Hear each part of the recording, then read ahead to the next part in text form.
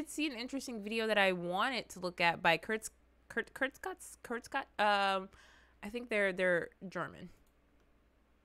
But I really did. I love their videos. I used to watch their videos in college. I love their videos so much. The universe is incredibly big and That's seems loud. full of potential for life, with billions of habitable planets. Kurt Scott? How do y'all say their name? Kurt Scott, something Gust. If an advanced civilization had the technology to travel between the stars at just zero... You said Fritz Montana speaks?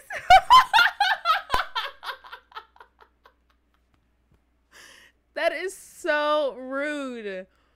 I'm sure he does. 0.1% of the speed Y'all of are light, so rude. it could colonize our galaxy in roughly 100 million years, which is not that long given the Wait, billions start over, because y'all distracted me. The universe is incredibly big and seems full of potential for life, with billions of habitable planets. If an advanced civilization had the technology to travel between the stars at just 0.1% of the speed of light, it could colonize our galaxy in roughly 100 million years. Okay. Which is not that long given the billions of years the Milky Way has existed. So, in principle, any spacefaring civilization should be able to spread rapidly over huge sectors of the galaxy. And yet, we see nothing, hear nothing. The universe seems empty, devoid of others. This is the Fermi paradox, which we've discussed in more detail in other videos. Okay. Confronted with the seemingly empty universe, humanity faces a dilemma. We desperately want to know if we are alone in the Milky Way. We want to call out and reveal ourselves to anyone watching, but that could be the last thing we ever do.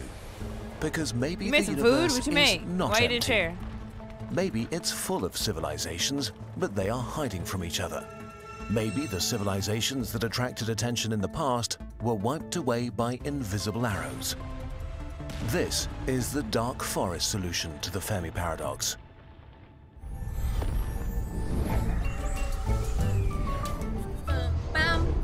I love the video. Kurtz, how do you say that? Kurtzgesagt. Can someone please sound that out for me? How do you say that?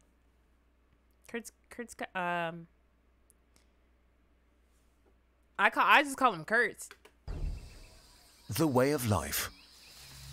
The hunter. That word was beating my ass. I'm not pronouncing that no more. Wakes in his hiding place and carefully listens for suspicious noises from the thick undergrowth before he gets up. Another night has passed without incident. The forest is dark and full of fog. He considers calling out to others to end his loneliness, but stops himself at the last moment. What if they are like him? All living things seek to survive, secure resources, and multiply. Their greatest obstacle his are shoes trash. You said he ain't got no drip, bro. Let him live. He looks like he just lives in the forest. Let him live. He got on the rainforest threes, the bamboo leaf threes. That share the same objective. Competition between species favored the survival of beings with advantageous traits. Our ancestors were inventive, competitive, expansionist, and greedy for resources, which led them to winning the competition for our planet. Today, most other animals are so utterly at our mercy that we wipe out about a dozen species a day, just as an unintentional byproduct of how we like to run things. But humans are more than individuals. From us, cultures emerge that also compete with each other. Competitive and expansionary cultures spread faster and further and merge with, subdue, or destroy others. If we look at our history, it becomes clear we are dangerous. We are. Not just to others, but also to ourselves. He said bro got on the Diago 5. Not the Diago 5s. Hi, Jay. Hi. Hi. What am I watching? Hey, Dwayne. We're watching, not y'all tricking me into saying this hard ass name again. Y'all are funny. Y'all are funny. Kurtz. We're watching Why We Shouldn't Be Searching for Aliens. And all I can say so far from what he's been talking about so far is that humans are evil. We're destructive. You said I gotta go to sleep. You'll have a good night. Have a good night, J-Locks. Thank you for coming by tonight. I appreciate you. Our human Kurt, don't tell me to pronounce that name again. What did I just say? I said I'm not saying that name again. nature has driven us to take over every corner of our planet, and soon we will look to the stars, both to expand our domain and ensure access to ever more resources. Chunky And boy, then thank you for the follow. I we might appreciate stumble upon others trying to do the same thing. It's likely that the competition of life also takes place on faraway planets, so it's logical to assume that an alien civilization that came to dominate their planet would be in some regards similar to us. What am I? But if they're similar to us, they too may be dangerous. What am I witnessing? The implication. As the hunter sneaks through the dark forest all alone, he knows that there might be others like him. He can't know their intentions, if they are aggressive or not. Did it just stick its The tongue hunter out at me? knows he would kill to ensure his own survival, so he has to assume that they would too. You said that thing kind of looked like you. Burst.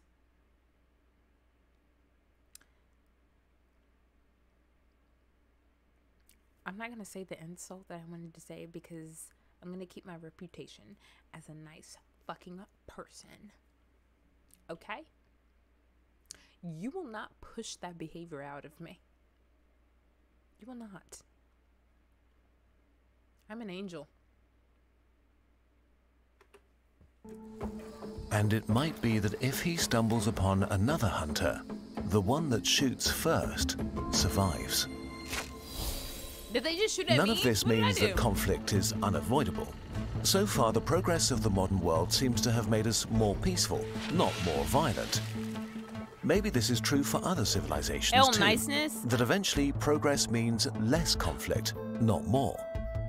Different alien civilizations also should vary from the mild and peaceful to the malevolent and militaristic. The existential problem we're facing is that when we meet others Worst between the civilization stars, ever in we Earth? have no way of telling who is peaceful or aggressive and what their true intentions are. Similarly, they might not understand or trust our intentions, even if we tell them that we are peaceful. On top of that, if we did discover another civilization and they discovered us, the light years between us would mean years of communication delay. Both sides would be in a state of uncertainty, wondering if the wisest move is to just attack, because there's another serious issue: technological explosions and the first strike advantage. We don't know where the limits of technology are, but we do know how much technological progress matters in war. A few hundred or thousand years can turn conflict with uncertain results. They said they into came a with the one-sided blickies. Oh my Caesar's god, we get wiped legions out. would stand no chance against Napoleon's army with their cannons and muskets, which would be eradicated by artillery from the First World War, which would not stand a chance against today's drones and guided missiles. So the power level of different civilizations may vary massively, and even if not, between the time it takes us to detect another civilization and us saying hi, we might already be hopelessly behind on the tech tree. Which is bad enough, but the we nature of clipped interstellar conflict The makes Star this Wars, worse. right? So basically, this is the entire plot of Star Wars. If your opponent is light years away, sending an invasion fleet takes so long that by the time it arrives, it might be hopelessly obsolete. So war between civilizations might be just about eliminating the other to remove an existential threat to yourself. Someone else who might be so scared of you that they attack the first chance they get. In this environment, the only way to guarantee a win is to strike with such force and speed that the target has no chance of Star Wars survival or blasphemy? time to counterattack. You just spoiled Star Wars for me. Star Wars has been out since like the 50s. If you haven't seen Star Wars now, that's your fault. That's your fault, because I've seen all the episodes. If you've seen Star Wars, what's your favorite episode? Mine is probably we'll circle back to that. But episode Or 5 escape is to pretty seek cool. revenge later. The stakes are the highest possible, Episode with 3? no room for error. If we Wait, wasn't episode? I'm trying to remember what happened in episode 3. I said I was gonna go back and rewatch all of Star Wars and Harry Potter. Episode 5, the second movie. Yeah. Episode 5 was good. I would say episode 5 over episode 3. You said the only episode, man. I only watched the movies. Technically, that's what they are. We assume that the majority of civilizations live on planets. They're not. He's like, what season are we on of Star Wars? No, that's basically what the movies are, episodes. But like, I mean, unless you're talking about like the Mandalorian or the Mandalorian, I don't think you need to watch any of the other Star Wars to understand what's going on in the Mandalorian. But like, if you the Mandalorian is fire, it is fire. I did enjoy the Mandalorian, but I said I was gonna go back and rewatch all the episodes. We said episodes as in like TV show. That leaves them pretty vulnerable. Funny. That's All funny. you need to do is throw something massive at a planet to make it uninhabitable. So the ultimate interplanetary annihilation weapon is probably something like... I'm the nerd that watched... I didn't finish the second season. I'm the nerd that watched all of Star Wars, Harry Potter, Lord of the Rings. I read all of... what's the movie? What's the freaking... I forgot what the name of the series. But I watched all that shit. And I read all the books. What's all's favorite? You watch Lord of the Rings? What's your favorite Lord of the Rings movie? My favorite is The Hobbit. Not because I have a crush on Elijah Wood, but because the movie was fire. And we did the Lord of the Rings play at my school, and I was the elf queen, and I bodied that role. But yes, I watched all that kind of stuff. I watched Percy Jackson. Yes, Percy Jackson. He said, "Oh, you a nerd, like not like any other regular nerds." Holds the movie.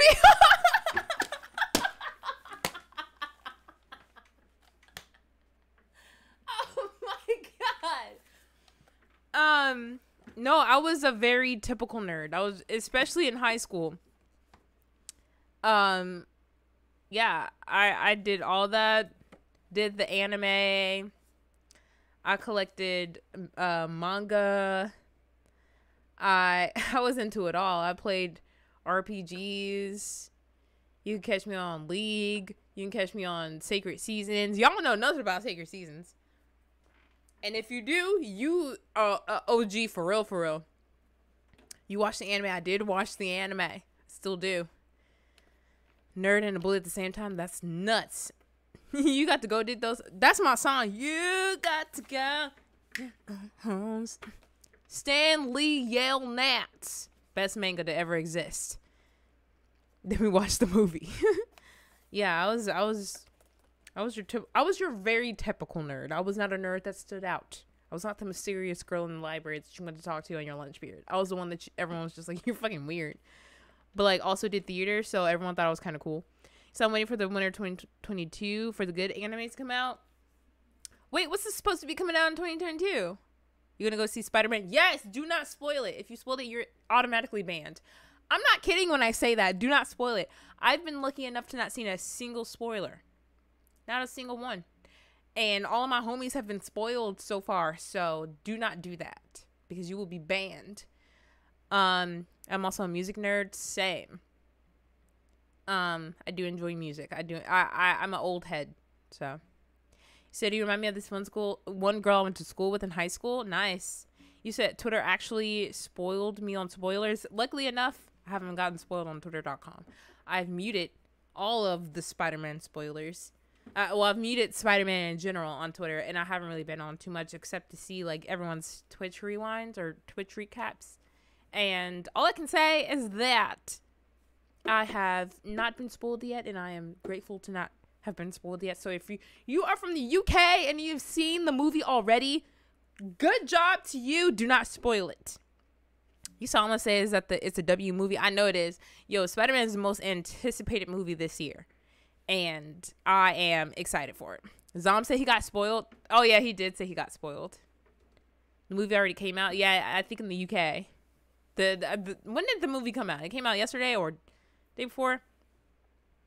I wasn't seeing on. I'm waiting for Scream 5. Same. Spider-Man is out since yesterday, and I've been avoiding IG and Twitter. Yeah. Yeah, I've been avoiding. Yeah, I saw Dante got spoiled as well. Yeah, some of the homies got spoiled, but I'm gonna go see it. So, you're gonna go see it tomorrow. I'm definitely staying off of social media at the end of the week. Once I see it, then y'all can talk about it. But I don't think I'm gonna go see it tomorrow. I think I'm gonna go see it this Saturday. You seeing it Saturday? I'm seeing it Saturday as well. So, yeah. I got a little bougie, but I'm not gonna lie. We got a little fancy theater. You know, me and a few other people going together. Gonna go see it. Gonna have some fun. So, I'm gonna go see it next week. Listen, you're gonna have to mute everything. You're gonna have to get off social media completely because you're gonna get spoiled, my boy. You're gonna get spoiled. Like a relativistic kill vehicle, a missile shot at a planet at a significant fraction of the speed of light. You're thinking 3D. For example, a missile the size of a person going 95% the speed of light has as much energy as all nuclear bombs on Earth. If you shot a few dozen at the civilization you wanted to wipe out, success would be fairly certain. Even a single hit would suffice. This is not that absurd of an idea. You say you ran out of theater because you hate village folk? No, not because I hate village folk. But because I don't want anyone else talking in the theater. And I want to talk as much as I want to talk. There, I said it. A civilization only slightly above us on the Kardashev scale would have enough energy to send multiple strikes against every planet it suspects of harboring life. What makes these weapons so sinister is how much they favor a first strike, since they would be so fast that it might be impossible to protect yourself effectively. Whoa!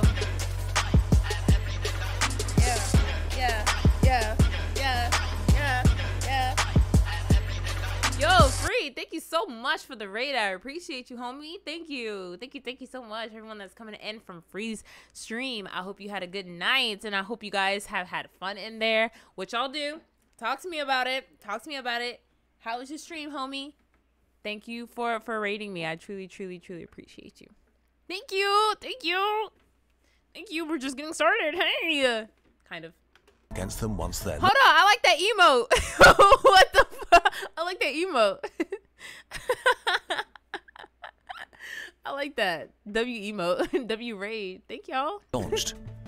Conflict between civilizations may not be lengthy affairs, but rapid winner-takes-all situations, where the first one to shoot wins. This makes any civilization an existential threat to any other. My fault? No, you're good. And if every civilization is an existential threat to every other, there may be only two kinds of civilizations out there. Quiet ones and dead ones. So, what should we do? Leave them alone. Should we worry? It's unlikely that anybody has noticed humanity yet. The radio signals we've transmitted in the last 100 years traveled a relatively tiny distance and have long decayed into unreadable noise. At our technological stage, if we don't actively try to get noticed, and if nobody specifically looks at our pretty unremarkable solar system, we'll stay hidden. But one day we will venture into space in a serious way and need to consider these kinds of questions again. We don't know if there are others or if we are going through the forest alone. But we have no way of knowing for sure. For the time being, it seems the best we can do is to carefully listen. And even if we see others step into a clearing and make themselves known, we should not reply right away, but carefully watch them from the undergrowth. Perhaps we are also thinking about this all wrong by allowing our primitive brain that evolved in the context of the gruesome competition of life to conjure fears of predatory aliens all around us. Maybe the fact that we are looking at the universe like this is a sign that we are not grown up yet as a species. There could be a friendly, welcoming community of alien civilizations waiting to hear from us when we are ready. As for now, the good news is there is actually little we need to do. We just need to be thoughtful about the signals we send out into the galaxy. Are there a lot of people we need got to lost watch in the space? sky and learn more about our galaxy, our forest. I don't know. Because whatever the nature of our forest is, full of dangers or friends, or nobody at all, only careful observation can tell. So, let's do that. At last, the hunter reaches a clearing out there and finds a comfortable position. What kind of alien baddies do you think is out there? You think it's just badass alien benches out in space right now, just twerking it up in the space bar. That's what you think's going on? You know what? If it was, I'm hollering first. What do you mean? I'm spitting game first. The sun melts the fog away. Lost in thought, he admires the vegetation until suddenly he is eye to eye with another hunter. What the fuck is that? Is that Bloodhound? Just like You're himself. playing Apex. His mind is racing, considering all the different options. The hunter takes a deep breath and makes a decision. Oh, I see. Maybe Cynicals. the only Crimson, way you're out wild of the for dark that. You're forest nasty. is to step into the clearing together. And with this hopeful picture, we say goodbye to the year 12,021 of the human era. Third last video It was of a the wild year, to say year. the least. Still much more I fun can't wait than to see what they talk about next 12,020. year. Kurzgesagt had its most successful How do you month say ever it? How do you say it? Go and back, go back, published go a back. book. Wait, what We did they tried say? a lot of Kyrgyzstan. hopeful picture wild year, to say the least. Still much more fun than 12,020. Kurzgesagt had its to say the least, still much more fun than 12,020. Kurzgesagt had its Kurzgesagt. I was close. I was saying Kurtz, but it's... Oh my God, Zio, what you doing? Oh my God. Thank you for the raid. Yo, back-to-back raids? That is nuts. Why y'all like raiding me? What is it? Is it cause I'm cute? Is it cause I'm cute? It's cause I'm cute, right? It's cause I'm cute. A little bit. Like I'm teetering, tottering, like cute and like fucking irritating. Thank you for the raid. I appreciate you, D. I hope you had a wonderful stream and everyone coming from D's raid. Thank you so much for joining. Back to back, throw it back. She said I gotta throw it back. Curl said, nah, you're not cute. Understood. I heard you. most successful month ever and published a book. 2020. Kurzgesagt had its most successful month ever and published a book. We tried a lot of new techniques and really got into Blender and Cinema. Yo, Sus! Thank you for the sub for 5 months and a 2-month streak. We have so many ideas for next year and big and ambitious plans that we can't wait to share with you. And all of this was and is possible because of your direct support. Thank you so much. Kurzgesagt only works because of you. So you said, I mean, you cute or whatever, but you call me out on racism on Twitter. Hey, if I feel like you were going against me and my morals, of course I'm gonna call you out. With the end of the year, we've designed a few products that will help you to visualize that's your fire! place I'm gonna in get their the merch. universe. I'm gonna get their merch. Very shiny, the night sky I love poster. them. I love them. Oh my god, I gotta start watching their channel and hear more because they actually be spitting some actual factual knowledge, and I like it. I appreciate it. You said we need more viewers. What do you mean? You said I mean why are though, even though you was roasting us like shit? I was not roasting y'all. In fact, I was just spitting factual knowledge, and I think that should be acknowledged.